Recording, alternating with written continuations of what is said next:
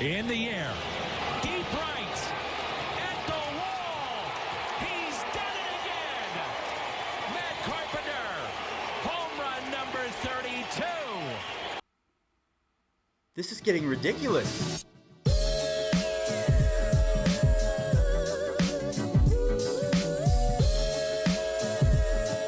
Now, Matt Carpenter has always been a pretty good player, but he's never been amazing. But the last month and a half, he's been out of this world. In his last 22 games, Matt Carpenter has 13 home runs. That is absolutely insane. And the only reason why he's doing this is because of his secret salsa. You guys remember that movie Space Jam where Michael Jordan goes up against the Monstars, but the only reason why his team plays good is because they think that they're having Michael's secret stuff? Yeah, if you don't remember, here's the tape. But, didn't you forget something?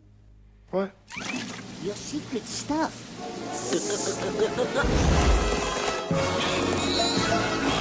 And now that it's almost, what, 25 years later since this movie's come out, there has to be a part 2, and I think that it should be baseball related. So, Matt Carpenter, take it away.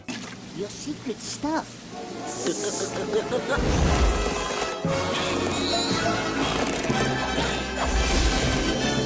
Wow. I believe I can fly. Okay, I'm gonna give myself a little bit of credit. I thought that was kind of funny. I thought that was at least creative, if anything. Give me that, okay? At least say it's creative. What's going on, guys? It's Fuzzy. Welcome back to another MLB Recap video. The first thing I want to say is I will be releasing a second video today at 3 o'clock Pacific Standard Time, and it's gonna be a walk-up song video, so do not miss it. Turn on those bells because I might do something special for the people that actually comment first and do all that crazy stuff. So remember, guys, walk-up song, 3 o'clock Pacific Standard Time. Do not miss it. I mean, this Matt Carpenter guy is on a whole new level. I already told you his stats. 13 home runs in 22 games. I think he has a 375 batting average since the All-Star break with the 1,322 OPS. That's 300 points higher than Babe Ruth's best year. Now, he's not going to keep this up for the rest of the season, or he might because of the salsa, but actually, I don't even know if I can finish that sentence. What if he does this the rest of the season? That's going to be insane. Anyways, let me get off the subject of Matt Carpenter because we could talk about this all day long. Say what you want about Matt Carpenter. He's playing out of this world. But one quick little story is Justin Bour of the Miami Marlins.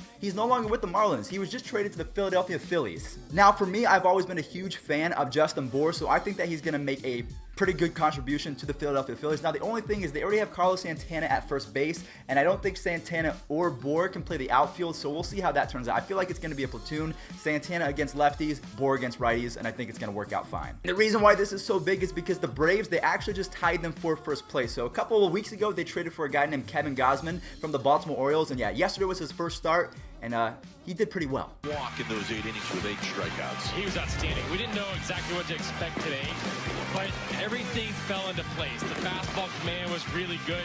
92 to 98 with it. Located at both sides of the plate, was able to elevate. That split finger was absolutely filthy. 10 swings and misses with the split today. So we got Justin Bour to the Phillies, so we'll see how that pans out. Kevin Gausman comes in huge in his first start, his debut for the Braves. So now they're neck and neck. They're actually tied in the NL East. So what I want you guys to do right now in the comment section before we go into the next story is I want you guys to leave me a comment. Who do you think is going to win the NL East? Do you think it's going to be the Braves or do you think it's going to be the Phillies? All right, so when I first started these recap videos, I promised myself that I was going to stay neutral. I was not going to be biased. So here we have Daniel Palka of the White Sox walking off the Cleveland Indians. He hits it hard, then it goes far. It does! Deep to left field! Big smash for the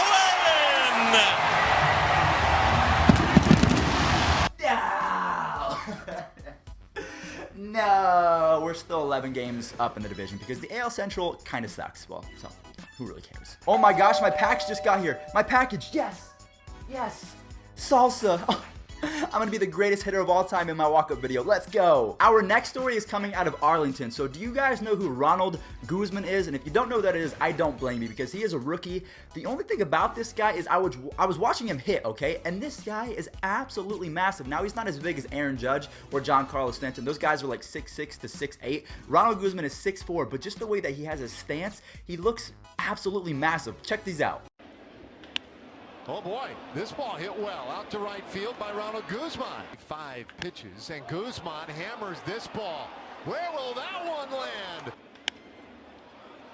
Gozman shoots this one down the left field line. It is gone! He's the first rookie in Major League Baseball history to have 3 home runs against the New York Yankees. I checked out this guy's stats because I was thinking, this guy, he's a lefty, he's got a nice swing, he's got a decent stance, he's 6'4", he's massive. So I wanted to check out his minor league stats. So he's not the best minor league. I think the most amount of home runs he had was 16 in 122 games. So not the biggest power bat, but if he can do what he did last night going forward for the rest of the season, he might have a starting spot going into next year. And let's see what he can do once he actually, puts on a little bit more weight, gets adjusted to Major League pitching, and let's see how far he can actually hit baseballs. Because let's be honest, some of these were pimp shots, and even Masahiro Tanaka was like, yeah, that ball is going a long way. I'm not even going to look at it. So, yeah, this guy, he might be the real deal going forward. Ronald Guzman, remember that name. Can someone come get the Red Sox, please? Just can someone tell me why exactly they are so good? I'll tell you why the Red Sox are so good. They are leading the entire league in runs, hits, doubles, total bases, RBIs, average, slugging, OPS, and they are second in stolen bases. And the only reason why is because Francisco Lindor stole 2 bases yesterday, so now the Indians are in first.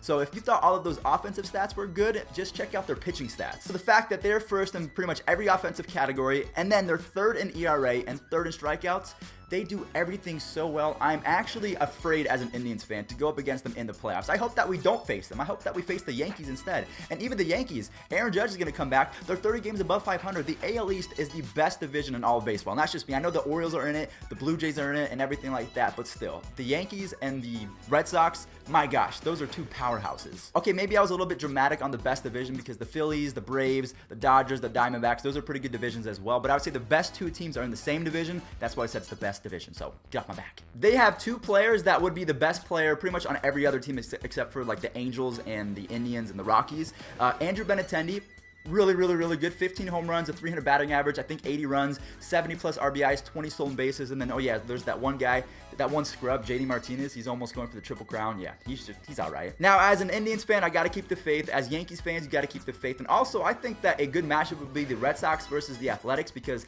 the Athletics hit a lot of home runs. They do a lot of things well, and they're playing great right now. So that would be a matchup I would want to see in the playoffs. So Athletics, please keep on playing well. And then honestly, as an Indians fan, I would love to see a matchup of the Indians and the Yankees because last year, we choked a 2-1 lead. Andrew Miller against Greg Bird. I still can't believe that happened, but I would love to go back and actually play them and actually get that dub. If not, I mean, the Yankees are really good, so it's just going to be a good playoff race going forward. You got the National League with the Braves and the Phillies in the NL East, and then in the NL West, you have the Rockies, Diamondbacks, and Dodgers all in the mix, so this is going to be a crazy end of the season. Our next 2 stories are going to be out from Los Angeles. So Albert Pujols, I think he became the 9th player in Major League Baseball history to have 1,000 hits in each league. Off the top of my head, I can't name off the other 8 players, but I think that Adrian Beltre is in it because he's been for the Red Sox and the Rangers, and then he was also with the Dodgers. So I'm like 99% sure that Adrian Beltre is in that same category. And like I said, guys, we have a second story coming out from Los Angeles, and this one makes me so sad. It makes me so sad because Mike Trout, he started off his career never getting injured. In the last 2 years, he's been getting hurt just a little bit more, and I don't want to say that out loud. I'm going to knock on wood as soon as I say this.